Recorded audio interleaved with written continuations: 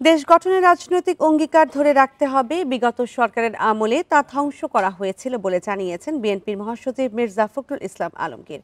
স্থানীয় সময় শনিবার নিউ ইয়র্কে প্রবাসীদের নিয়ে আয়োজিত এক অনুষ্ঠানে এসব কথা জানান তিনি। বান্ডেল থাকলে প্রতি সেনমানিতে টাকা বাঁচবে। বিকাশ সেনমানি বান্ডেল কিনে জিতুন প্রতি লেনদেনে। মির্জা ফখরুল বলেন, সংস্কার কমিশনের সাথে সব রাজনৈতিক দল একসাথে কাজ করছে। দেশের মানুষ উপকৃত হবে এমন কাজগুলো গুরুত্ব দেওয়া হচ্ছে। দুঃসহ শাসক গোষ্ঠীর শাসন আমলে বাংলাদেশ পিছিয়ে পড়েছিল, তবে যে কোনো দুঃসময় বাঙালিরা যে এক হয়ে দাঁড়াতে পারে তার প্রমাণ গত 5 আগস্ট পাওয়া গেছে।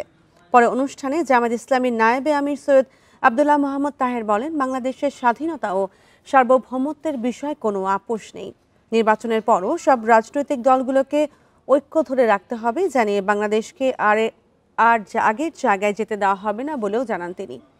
পরে এনসিপি সদস্য সচিব আক্তার হোসেন বলেন, নতুন বাংলাদেশ গঠনে অগ্রণী ভূমিকা রাখছে তরুণরা। সবার নাগরিক সেবা নিশ্চিতে কাজ করছে এনসিপি। বিগত রেজিম আমাদের আস্থা নষ্ট করে দিয়েছিল, বিগত রেজিম আমাদের ধ্বংসস্তূপে পরিণত করেছিল। আজকে যে structure change, political structure change জন্য যে কমিশন করা হয়েছে, সংস্কার কমিশন করা হয়েছে, আমরা কমিটেড যে আমরা এই সংস্কার কমিশনগুলোতে আমরা আমাদের অবদান রাখার চেষ্টা করছি। বাংলাদেশের স্বাধীনতা এবং সার্বভৌমত্বের ব্যাপারে কোনো আপোষ নেই। চ্যালেঞ্জ যতই বড় হোক, যতই ছোট হোক, যতই দূর থেকে হোক, যতই কাছে হোক।